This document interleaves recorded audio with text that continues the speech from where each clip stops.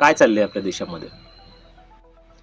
अश्वमेध गौतम हा एक फक्त 14 वर्षाचा मुलगा आहे आणि लखनौमध्ये राहतो.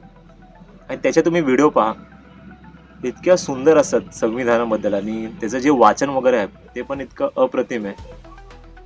व्हिडिओ बघा तुम्ही काहीतरी.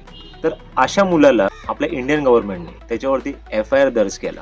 म्हणजे याचा अर्थ जे वातावरण आपल्या देशातलं आहे ते किती दूषित झालेलं आहे. म्हणजे आपण एखादी गोष्ट सिस्टमच्या विरोधात बोलू पण शकत नाही.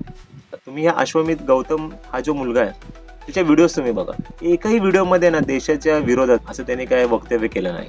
पण ही जी सरकार आहे तिला जी काय रिॲलिटी आहे त्याच्याबद्दल बोललेलं आवडत नाही. म्हणजे एक प्रकारचं तानाशाही झाली ना. म्हणजे लोकशाहीच्या आतून ही एक प्रकारची हुकुमशाही झाली ना. आणि आता तुम्ही ध्रुव राठी सारखे युट्यूबर्स बघा. तमिळनाडू का कर्नाटकमधलं म्हणजे दक्षिण भारतामधला एक मिनिस्टर होता. तर त्यांनी सांगितलं की ध्रुव राठीचे व्हिडिओज आम्ही पाहतो तर तो आम्हाला कधी कायद्याच्या कचाट्यात ना मिळत नाही. म्हणजे याचा अर्थ काय झाला? म्हणजे ध्रुव राठी जे काही सिस्टम बद्दल बोलतो ते चुकीचं बोलतोय का?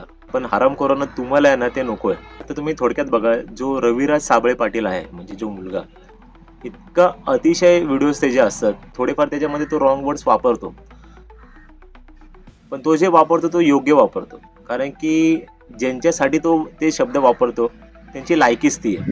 तर त्या मुलाचं शिक्षण बघा, त्यांनी ॲग्रिकल्चर केलेलं आहे, एज्युकेटेड पोरगा आहे वगैरे. आणि देशाची जी काय करप्टेड सिस्टम आहे त्याच्याबद्दल तो आवाज उठवतो. पण तो काय चुकीचं करतोय?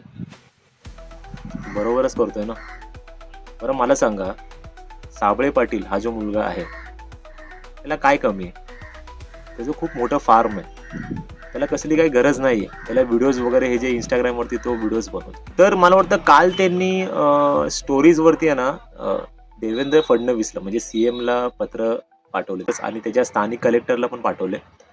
तर त्याच्या जीवाला धोका आहे म्हणून किंवा त्याला धमकीचे त्याला मेसेजेस वगैरे येतात आणि तर त्यांनी खूप वेळा असे लेटर्स पाठवले. त्यांनी काल शेअर केले मला वाटतं. आणि तरी पण गव्हर्नमेंटकडून किंवा सिस्टमकडून आहे ना त्याला काही फीडबॅक किंवा काही रिस्पॉन्स आलेला नाहीये. जर त्याच्यासारख्या माणसाला जर जीवाला धोका निर्माण झाला तर याचा जबाबदार कोण असेल?